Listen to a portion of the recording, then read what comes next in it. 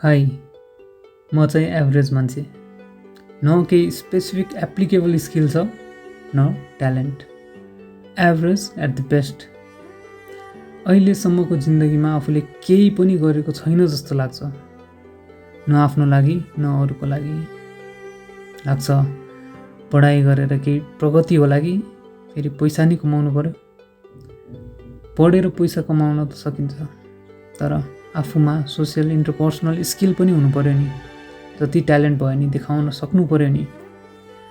अरूको अगाडि प्रुभ गर्न सक्नु पर्यो नि हैन पढ्ने बेला नम्बरले प्रुभ गर्थ्यो टप हानेर प्रुभ हुन्थ्यो पछि कामको एक्सपिरियन्सको नम्बरले प्रुभ गर्दो रहेछ त्यही भने कसले चाहिँ ओके त पढाइमा राम्रो रहेछस् त हार्डवर्किङ होला ल काम गर्न आइज भन्छ र अर पढाइमा राम्रो रहेनछस् तर आउट अफ द बक्स सोच्छस् क्विक क्याच गर्छस्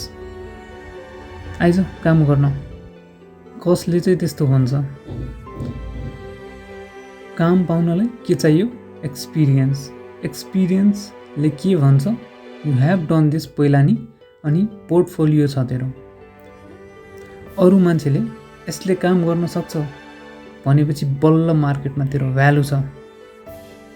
यो कस्तो कुरा हो क्या मेरो भ्यालु मैले अरूबाट लिनुपर्ने यो कुरालाई अलिकति साइड लगाउँ है त अलि पछि कुरा गरौँ लाग्यो अहिलेको कुरा के हो भने तैँले अहिलेसम्म के गरिस् केही न केही जस्तो लाग्ला है धेरैलाई बट लेट मी एन्सर मेरो कुरा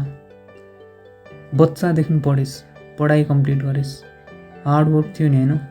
साथी बनाइस् हेल्प गरिस् बोन्ड बनाइस् साथीको प्यारो मान्छे बनिस् पढाइको फर्स्ट माइलस्टोन कम्प्लिट भयो एसएलसी त्यो बिहान याद छ नि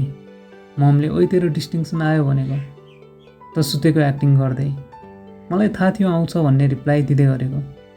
मम रुमबाट बाहिर निस्किनु भएपछि यस यस भन्दै उफ्रेको याद छ नि हो त्यो हो तैँले गरेको देन प्लस 2 मा पढेको एभरेज भए पनि हार्डवर्क नछोडेको नम्बर जति आयो नि खुसी भएको अनि ब्याचलर्स इन्जिनियरिङमा बच्चामा पछि के बन्छस् भन्दा इन्जिनियरिङ गर्छु भनेको याद होला नि थाहा छ मलाई त्यो अरूको देखासिखी गरेर भनेको हो बट भनेको हो नि अहिले पुरा हुँदैछ त्यो यसरी नै ब्याचलर सकेको मास्टर सकेको अब के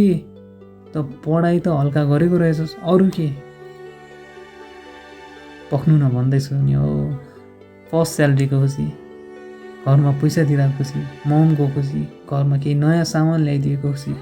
साथीलाई परेको बेला हेल्प गरिदिँदा खुसी लाइफ लङ तसँग हुन्छु भन्ने मान्छे आफ्नो लाइफमा भित्राउँदा खुसी ठिक छ त यो त आफ्नो लागि र हल्का फ्यामिलीको लागि गरेको रहेछस् तर सोसाइटीको लागि देशको लागि वर्ल्डको लागि के गरिस् त तैँले म सानो मान्छे संसार यस्तो ठुलो छ मैले पहिला मेरो र मेरो वरिपरि हेर्छु नि हैन र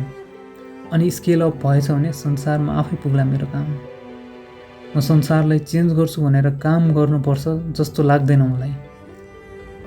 काम गर्ने हो आफ्नो बेस्ट दिने हो अनि I am sure if direction devotion cause छ भने त्यसको इम्प्याक्ट राम्रै हुन्छ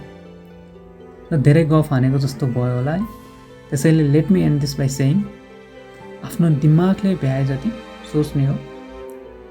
के काम गर्न सक्छस् तैँले राम्ररी गर्ने हो